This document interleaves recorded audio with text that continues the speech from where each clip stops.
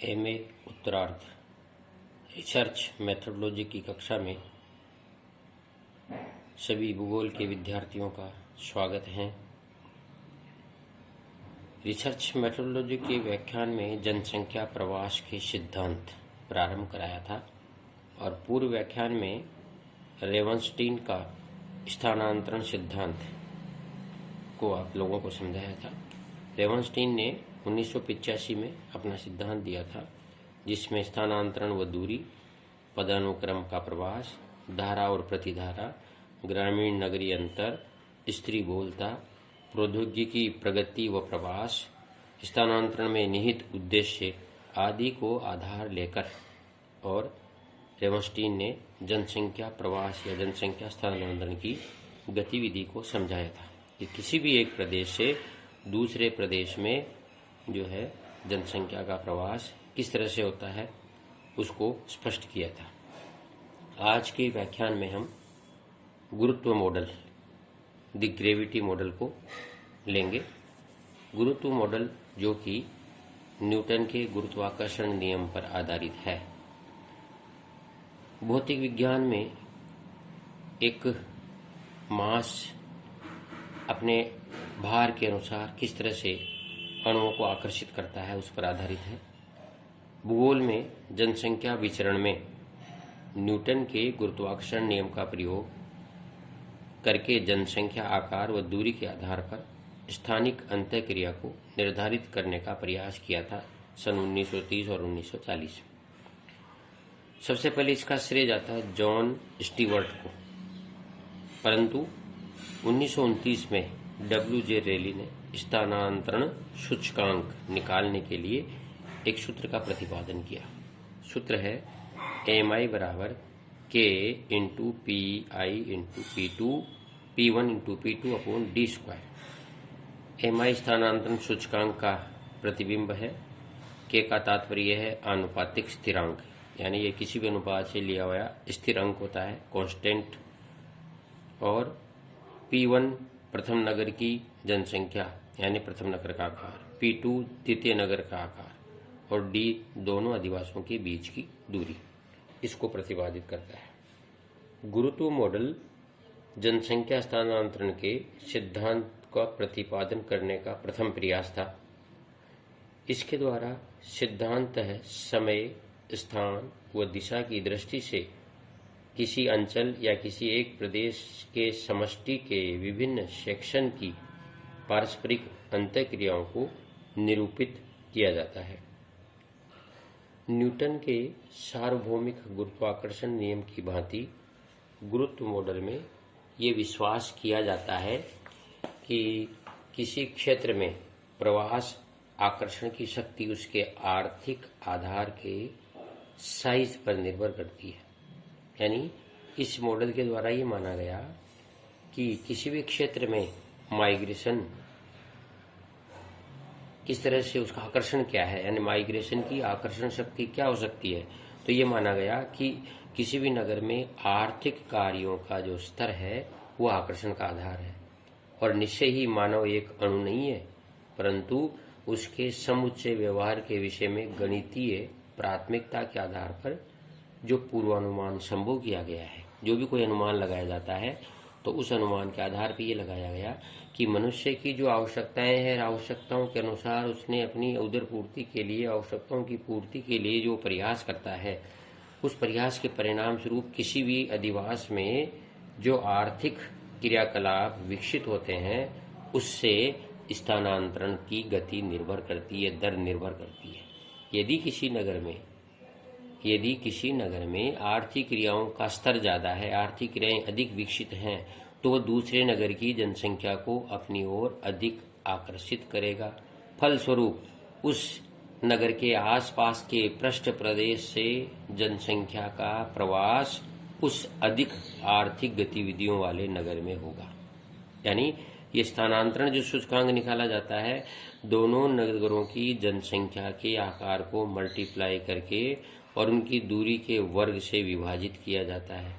और दूरी के वर्ग से विभाजित करने के बाद जो दोनों नगरों के लिए स्थिरांक का जो अनुपात लिया गया है उसे मल्टीप्लाई करने से जो सूचकांक प्राप्त होगा उससे एक जनसंख्या के प्रवास की दर निश्चित की जाएगी। यानी इसका अर्थ ये हुआ कि ज्यों-ज्यों दूरी बढ़ती जाती है, किसी भी आर्थिक नगर की प्रवासियों की संख्या भी कम होती जाती है। यानी इसमें हम दूरी को वर्ग के द्वारा विभाजित करते हैं।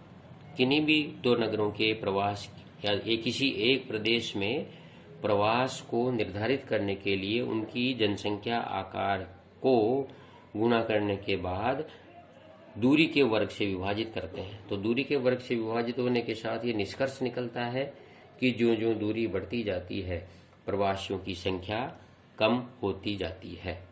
तो ये गुरुत्व मॉडल के आधार पर जनसंख्या प्रवास को निकाला गया है और इसके लिए ये रैली का जो सूत्र है वो जनसंख्या स्थानांतरण सिद्धांत कहलाता है, जिससे जो स्थानांतरण सूचकांक प्राप्त होता है उसके आधार पर प्रवास की दर निर्भर करती है।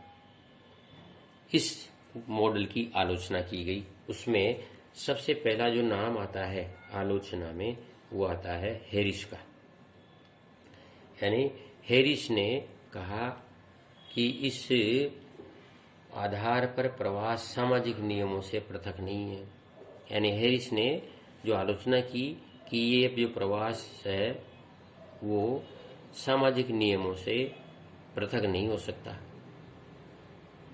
तो इसलिए केवल आर्थिक आधार पर ही हम जनसंख्या प्रवास की दर निकालें तो वो उचित नहीं होगा। ये प्रवास सामाजिक नियमों से पृथक नहीं है, ये कहकर उन्होंने आलोचना की। दूसरी इसमें आलोचना हुई है पीटरसन ने कहा है कि मॉडल में प्रवासियों के लिए लिंग तथा आयु की प्रोफाइल की अवहेलना की गई है। यानी इस मॉडल में जनसंख्या का प्रवास का जो रैली ने स्थानांतरण मॉडल दिया है, इस मॉडल में जनसंख्या के यानी प्रवास करने वाले के इस मॉडल में प्रवासियों की आयु व लिंग की अवहेलना की गई। अब ये कैसे है? क्योंकि कोई भी जनसंख्या जो प्रवास करती है वो आयु के अनुसार होती है। पहली बात तो वृद्ध और बच्चे, बालक और वृद्ध प्रवास कम होता है उनके दर में, बहुत कम प्रवास, क्योंकि जवान व्यक्ति ही, युवा व्यक्ति ही एक स्थान से दूसरे स्थान पर अपनी आर्थिक आवश्यकताओं को पूरा करने के लिए प्रवास करता है। दूसरा, पुरुष अधिक प्रवास करते हैं जबकि स्त्रियां कम प्रवास करती हैं, इसलिए भी इस मॉडल की आलोचना हुई। तीसरी आलोचना की है गेल ने लिखा है कि ये अतिशय जटिल घटक की व्याख्या का अतिशय सरल मॉडल है। यानी जो जनसंख्या का प्रवास एक स्थान से दूसरे स्थान पर होता है वो एक बड़ा जटिल घटक है, इसकी व्याख्या बहुत ही सरल रूप से की है। यानी यह अति जटिल घटक की व्याख्या सरल मॉडल से की है। यानी बहुत सरलीकरण कर दिया इन्होंने। तो ये इनकी रैली के स्थानांतरण गुरुत्व स्थानांतरण नियम की आलोचना हुई है, जिसके अनुसार कोई भी जो किसी भी प्रदेश में जनसंख्या का जो प्रवास होता है वो प्रवास जो है वो कुछ सामाजिक नियमों के अंतर्गत होना चाहिए, आयु और लिंग के अनुसार व्याख्या होनी चाहिए, और उसका थोड़ा सा ये एक जटिल प्रक्रिया है। जबकि गुरुत्व मॉडल के अनुसार दो नगरों के आकार और उनकी दूरी के बीच में जनसंख्या प्रवास की दर को ज्ञात करना अत्यंत सरल बताया गया। इसके बाद तीसरा जो सिद्धांत है वह है न्यूनतम प्रयास सिद्धांत, प्रिंसिपल्स ऑफ लीस्ट एफर्ट्स, और इसके प्रतिपादक हैं जिफ महोदय। जिफ ने 1940 में न्यूनतम प्रयास सिद्धांत की व्याख्या समाज तंत्र के विभिन्न वस्तुओं, सूचनाओं तथा लोगों के पारस्परिक परिसंचरण को ध्यान में रखकर की गई है। जोन्स ने 1981 में इसे आगे बढ़ाते हुए कहा कि विभिन्न समुदायों का पारस्परिक संचरण इसी भांति होता है जिसमें संपूर्ण तंत्र का कुल कार्य न्यूनतम होता है। इस प्रकार किन्हीं दो समुदायों के बीच की संचरण की मात्रा को ज्ञात करने के लिए इन्होंने जो है एक सूत्र दिया है, जो कि हम इसमें सूत्र के माध्यम से किस प्रकार समझेंगे कि जिफ ने इन स्थानांतरण, जनसंख्या स्थानांतरण के लिए जो सूत्र प्रतिपादित किया है, उस सूत्र के अनुसार ये बताया गया है कि एक प्रदेश से दूसरे प्रदेश में जनसंख्या का जो स्थानांतरण है, वो माइग्रेशन है, वो दो नगरों के मध्य की प्रवास की मात्रा जो है, उनके समाज तंत्र की विभिन्न वस्तुओं, सूचनाओं और लोगों की स्थानांतरण की प्रवृत्ति को ध्यान में रखकर होता है। इस सिद्धांत को हम अगले व्याख्यान में आपको समझाएंगे। अभी आज के व्याख्यान में यहाँ तक ही, जिसमें हम आसानी से समझ सकें कि गुरुत्व मॉडल जो है वो रेली ने किस प्रकार प्रतिपादित किया और रेवनस्टीन ने स्थानांतरण का बहुत सरल सिद्धांत दिया, उन्होंने इन 7 तथ्यों के आधार पर जनसंख्या स्थानांतरण को समझाया है। और रेली ने एक सूत्र से 2 नगरों की जनसंख्या को मल्टीप्लाई करके उनके बीच की दूरी के वर्ग से विभाजित करके और के स्थिरांक के आधार पर, आनुपातिक स्थिरांक के आधार पर जनसंख्या के इस मॉडल को प्रतिपादित किया। धन्यवाद। अगली व्याख्यान में हम जिफ के न्यूनतम प्रयास सिद्धांत का अध्ययन करेंगे। तब तक के लिए धन्यवाद।